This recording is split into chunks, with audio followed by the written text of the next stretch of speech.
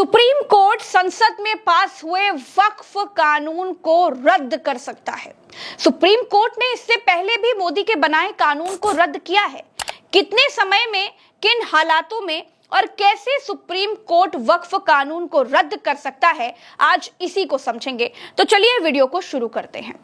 दोस्तों, अगर संसद में पेश हुए बिल के खिलाफ एक वर्ग में इतना ज्यादा गुस्सा और रोष हो कि उन्हें संसद से पास कराए बिल के खिलाफ सुप्रीम कोर्ट बिल लाकर किस तरह से प्रधानमंत्री नरेंद्र मोदी जी अपना ही माथा पीटने पर मजबूर हो जाएंगे। प्रज्ञा मिश्रा जी की रिपोर्ट सामने निकल कर आई है, जिसमें सीधे तौर पर यह बताया गया कि किस तरह से सुप्रीम कोर्ट ने आज से पहले भी बहुत सारे ऐसे बिलों को रिजेक्ट कर दिया जो भारतीय जनता पार्टी बनाना चाहती थी, यानी कि उन बिल को कानून के अंदर तब्दील करना चाहती थी। ऐसे बिलों को पूरी तरह से रिजेक्ट कर दिया गया है। अब देखिए, सुप्रीम कोर्ट के अंदर इस बिल को चुनौती दी गई है। दोस्तों, सुप्रीम कोर्ट के अंदर ये मामला ले जाया गया है कि ये जो बिल लाया जा रहा है पूरी तरह से असंवैधानिक है और किस तरह से ये संविधान के आर्टिकल का वायोलेशन करके सारे के सारे संविधान को ताक पर रखकर इस बिल को पास करा लिया गया और इसको कानून में बदलने की कोशिश की जा रही है। तो क्या सुप्रीम कोर्ट इस बिल को रिजेक्ट करने जा रहा है? ये सवाल आप लोगों के मन में भी बहुत ज्यादा होगा। दोस्तों, हमारे साथ वरिष्ठ पत्रकार मौजूद है प्रज्ञा मिश्रा, आप उनकी इस रिपोर्ट को देखिए। सुप्रीम कोर्ट संसद में पास हुए वक्फ कानून को रद्द कर सकता है। सुप्रीम कोर्ट ने इससे पहले भी मोदी के बनाए कानून को रद्द किया है। कितने समय में, किन हालातों में और कैसे सुप्रीम कोर्ट वक्फ कानून को रद्द कर सकता है, आज इसी को समझेंगे। तो चलिए वीडियो को शुरू करते हैं। दोस्तों, अगर संसद में पेश हुए बिल के खिलाफ एक वर्ग में इतना ज्यादा गुस्सा और रोष हो कि उन्हें संसद से पास कराए बिल के खिलाफ सुप्रीम कोर्ट जाना पड़ जाए, तो आप सोचिए जरा कि वो बिल किस जुगत से, किस जुगाड़ से और किस भावना से दूसरे पक्ष पर लादा गया होगा। बिल्कुल, ये अपने आप में बड़ा हैरान करने वाला है कि भाजपा मुसलमानों से कहती है कि हम तुम्हारी भलाई के लिए वक्फ बिल लेकर आए हैं। मुसलमान कहते हैं कि तुम हमारी भलाई मत सोचो, मुसलमान कह रहे हैं। सही है। शिकारी शिकार की भलाई क्यों सोचेगा? बिल्ली चूहों के लिए रक्तदान शिविर क्यों लगाएगी? मुसलमान कहते हैं कि हमारी भलाई की चिंता भाजपा को कब से होने लगी, जो बिल्किस बानो के रेपिस्टों को ब्राह्मण बताकर छोड़ देती है, जो मुसलमानों के घरों पर बुलडोजर चलवाती है, जो सरकार मुसलमानों से आरक्षण छीनने की बात करती है, जो सरकार मुसलमानों को चोर बताती है, मंगलसूत्र, भैंस और न जाने क्या क्या हजम कर जाने वाला बताती है। सरकार के प्रधानमंत्री मुसलमानों को कपड़े का रंग देखकर पहचान लेने की बात करते हैं। जो भाजपा के नेता दिन रात मुसलमानों के लिए जहर उगलते हैं, वो मुसलमानों की भलाई के लिए वक्फ बिल लेकर के आए। सोचिए, ये बात अगर भाजपा गंगा में भी खड़े होकर कहे तो कोई भी नहीं मानेगा। वक्फ बिल पास होने के बाद मोदी ने कहा कि दशकों से वक्फ व्यवस्था पारदर्शिता और जवाबदेही की कमी का पर्याय रही है। इससे खास तौर पर मुस्लिम महिलाओं, गरीब मुसलमानों, पसमानदा मुसलमानों को नुकसान पहुंचा।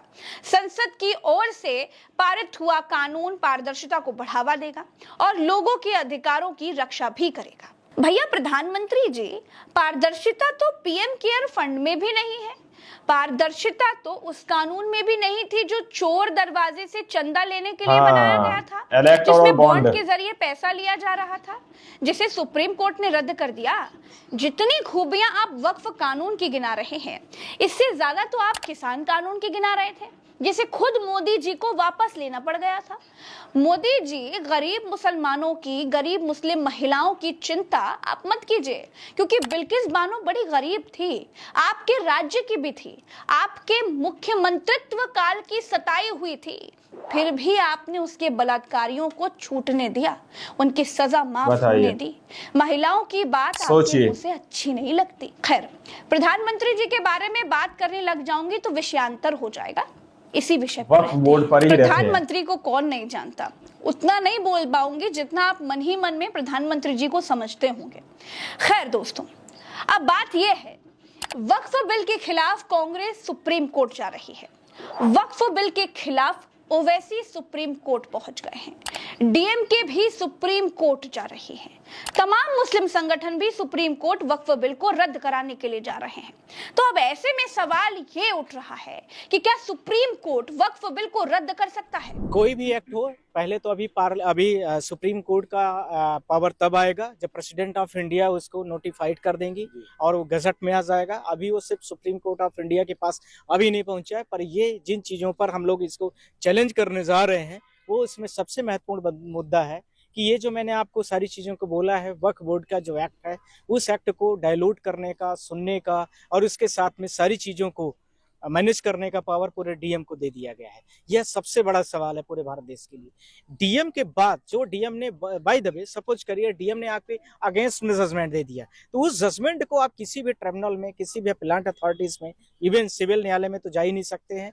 जो इसके साथ में जो रेवेन्यू कोर्ट होते हैं, जैसे डीएम का अपील जो होती है कमिश्नर के पास होती है, और उसके साथ में यार रेवेन्यू मान लीजिए मैं मध्य प्रदेश से हूँ तो हमारे यहाँ रेवेन्यू कमिश्नर होता है, उसके बाद रेवेन्यू में भी जाती रेवेन्यू बोर्ड जो ग्वालियर में सिचुएटेड है, ऐसे ही हर स्टेटों में होते हैं। उसके बाद वो हाई कोर्ट जाता है। तो जब ये सारे अपीलान ट्रिब्यूनल्स जो कहीं जाएगा ही नहीं, तो कोई भी यदि कुछ भी गड़बड़ी हो गई, कोई भी जजमेंट होता है, रिव्यू का प्रोविजन होता है, इसके साथ में उसमें क्यूरेटिव का भी होता है। ये जब सारी चीजें नहीं है तो इसमें यदि बाय द वे डीएम उसमें कुछ गड़बड़ कर भी दिया तो वो सारी चीजों को कैसे वो मैनेज करेंगे और उसको कैसे सुधार करेंगे। तो इसका सीधा सा जवाब ये है कि हाँ, वक्फ बिल को सुप्रीम कोर्ट रद्द कर सकता है पूरी तरह से। आगे के वीडियो में इसे ही समझाएंगे, क्योंकि मोदी का ही चोरी से चंदा लेने वाला जो इलेक्टोरल बॉन्ड था, वो जो कानून था, उस कानून को सुप्रीम कोर्ट ने रद्द कर दिया। तो जब उस कानून को सुप्रीम कोर्ट रद्द कर सकता है तो वक्फ बिल भी तो रद्द कर सकता है। फिर वही सवाल है दोस्तों कि कैसे, तो चलिए अब उसे थोड़ा डिटेल में समझ लेते हैं। अब सबसे पहला सवाल यह है कि क्या संसद के बनाए कानूनों की समीक्षा करने का अधिकार सुप्रीम कोर्ट को है? तो दोस्तों, सुप्रीम कोर्ट को संविधान का संरक्षक माना जाता है। ऐसे में वो संसद के बनाए हुए कानूनों की समीक्षा करता है कि संसद के बनाए कानून संविधान के अनुरूप है या नहीं, या फिर नहीं है। अगर सुप्रीम कोर्ट को लगता है कि कोई कानून संविधान के खिलाफ है तो वो उसे रद्द कर सकता है।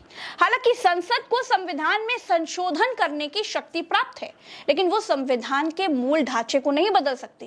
आमतौर पर संसद में किसी भी पारित कानून को सुप्रीम कोर्ट रद्द नहीं कर सकता, लेकिन संविधान के अनुच्छेद 13 के मुताबिक अगर संसद ने जो कानून पास किया है वो संविधान के खिलाफ है तो उसे सुप्रीम कोर्ट रद्द कर सकता है। संसद सभी विषयों पर कानून बना सकती है, मगर वो संविधान के मूल ढांचे में बदलाव नहीं कर सकती।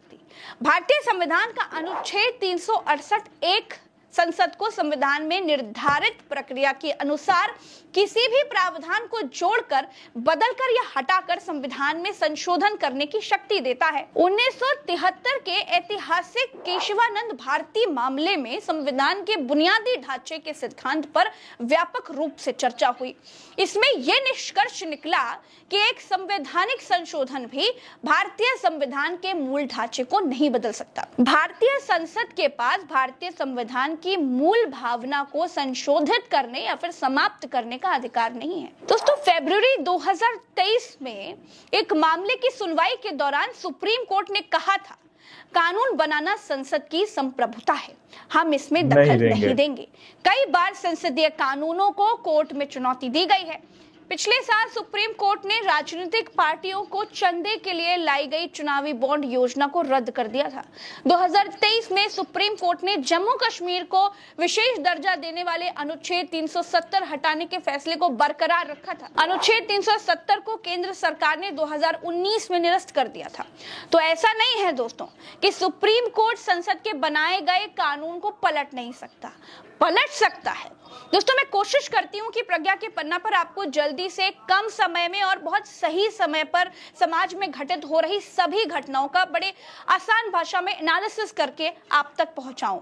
आप लोग हमारे वीडियोस को बहुत ज्यादा प्यार देते हैं, ट्विटर हो, फेसबुक हो, हर जगह रील चाहे जो कुछ भी हो, आप हर जगह हमें बहुत सारा प्यार देते हैं। उसके लिए आपका बहुत बहुत शुक्रिया।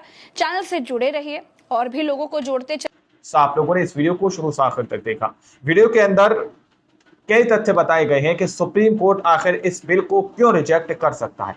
और किस तरह से पावर और राइट्स सुप्रीम कोर्ट के पास है और किस तरह से इस बिल को असंवैधानिक करार देकर असंवैधानिक तरीके से पास कराने की जबरदस्ती एक समुदाय पर थोपने की कोशिश की जा रही है दोस्तों। यानी कि जहां पर विपक्ष खुद ये नहीं चाहता हो, विपक्ष खुद ये चाहता हो कि ये बिल पास ना हो, तो सोचिए जिस समुदाय को लेकर ये बिल पास कराने की कोशिश की जा रही है, जिस समुदाय पर इस बिल को थोपने की कोशिश की जा रही है, तो उसके ऊपर क्या बीत रही होगी, आखिर उसके ऊपर किस तरह के हालात होंगे।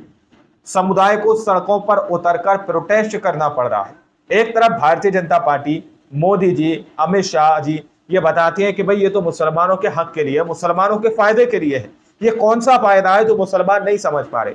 ये कौन सा फायदा है जो किसानों के लिए कृषि कानून लाया गया था, किसानों की भी समझ में नहीं आया था, लेकिन सरकार को अपना बिल वापस लेना पड़ गया था। अब फिर से वही काम होने जा रहा दोस्तों। यहां पर प्रज्ञा मिश्रा जी ने A to Z सारी बातें एनालिसिस के साथ आप लोगों के सामने रखी हैं। हम आप लोगों से अनुरोध करते हैं आप हमारे चैनल को सब्सक्राइब कीजिए, बेल नोटिफिकेशन को ऑन कीजिए, क्योंकि हम सही और सटीक खबरें आप लोगों तक टाइम टू टाइम पहुंचाने की कोशिश करते हैं, जो कि आप लोग देख पाएंगे। इसलिए सुप्रीम कोर्ट के अंदर ये चुनौती दी गई है। आप लोग इस मुद्दे को किस नजर से देखते हैं, अपनी राय कमेंट सेक्शन में जरूर दीजिएगा। मिलते हैं अगली वीडियो में, जब तक के लिए जय हिंद, जय भारत।